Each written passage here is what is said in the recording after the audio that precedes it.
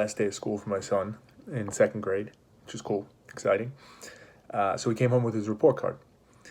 And it struck me that this is one of those instances where it's so easy, no matter how reflective, no matter how thoughtful, logical I try and be, to kind of have the perspective to say, what do I really value? What really matters?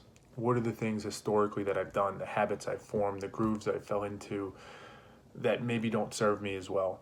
This struck me as an instance of like a perfect example of that, where the report card came home. My son was excited. He got his report card. He actually said right away, like, if I did good, can I get a toy? Right away, right off the bat, this sentiment that this means a lot. This is really important, how I'm being graded and assessed on this report card. And I kind of stepped right, because I was busy working and different things. So I kind of fell right into that too. Like, I started looking at the report card and I started looking right away, like, did he get high scores? How did he improve from last report card to this report card? What did the teacher say about him? Is he standing out? Does it seem like he's performing well in here?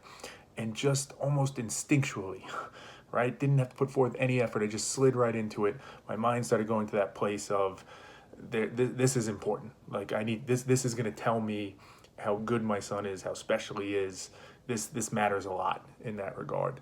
And as I was reading it, I found myself starting to catch that pattern a little bit. And I guess that speaks to the value of these videos and the work that I'm doing and the thinking about this all the time, because it is easy to fall into that.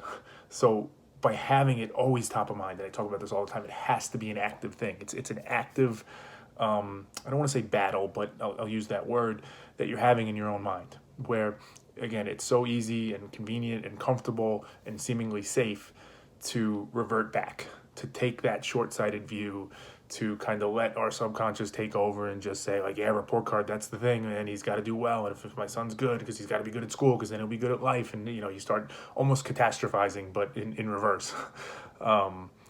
If you're not actively thinking about that and how do you counter that, it's going to happen.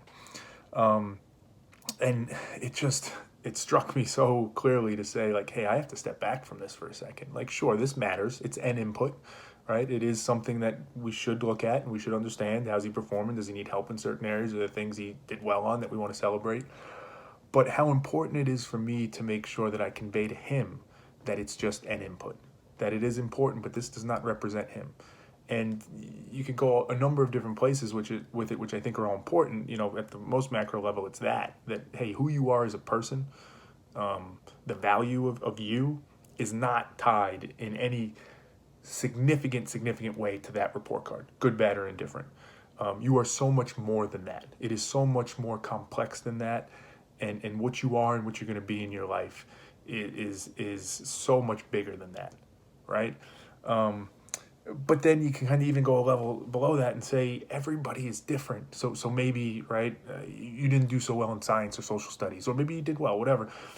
But maybe that's like your purpose in life, your values, your drive, what you're quote unquote meant to do or what you want to do.